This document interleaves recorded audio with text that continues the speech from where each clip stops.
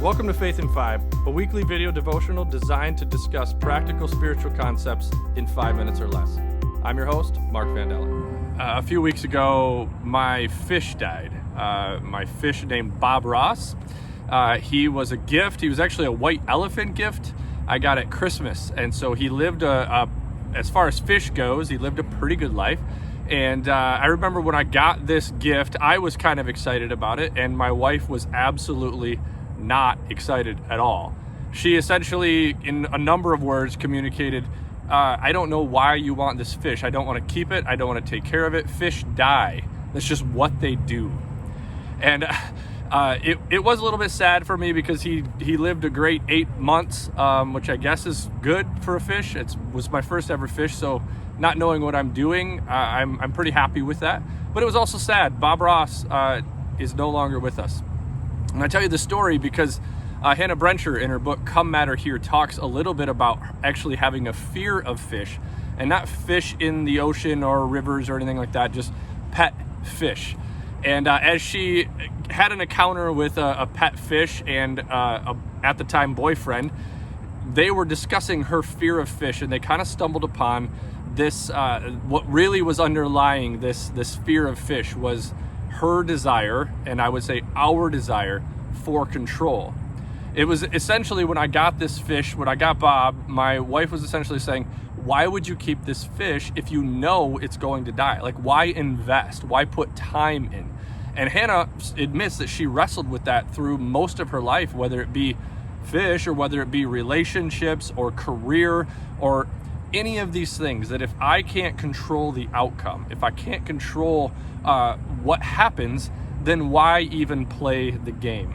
And I think that there's some value to that, but there's a paradox. Like when I read the Bible and I kind of pull the little parts out, or I guess I put those parts back together and look at the meta narrative, there's something bigger going on than just little verses that give us encouragement or little verses that prove one thing or the other thing wrong. It seems to be that there is a bigger picture of, it's not the whether or not we can control and win, or if we lose, why try. As humans, we kind of need to find the middle ground of that, because if we know the outcome, if we know we're going to win, let's say we're going to run a race and we know we're going to win, why run it?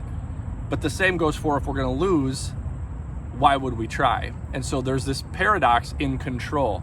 And the Bible seems to say, like, look, you have some things to control, but ultimately the meta narrative, God says, I've taken care of that.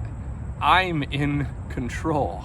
And so I was reflecting on a couple of verses that really resonate with me, and I kind of keep alongside me to challenge me in these times where I don't feel like I have control, or where I can feel that I'm not trying as hard because I might lose.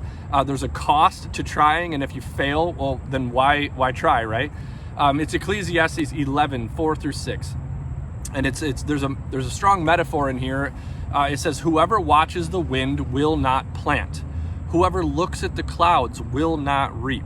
It starts with this, well, it's not exactly the beginning, that's verse 4, but this section says, if you sit back and watch, then you never take action and you never have the opportunity to yield any fruit or any vegetables, whatever you're planting, whatever you're sowing, you never get to if you don't actually take action.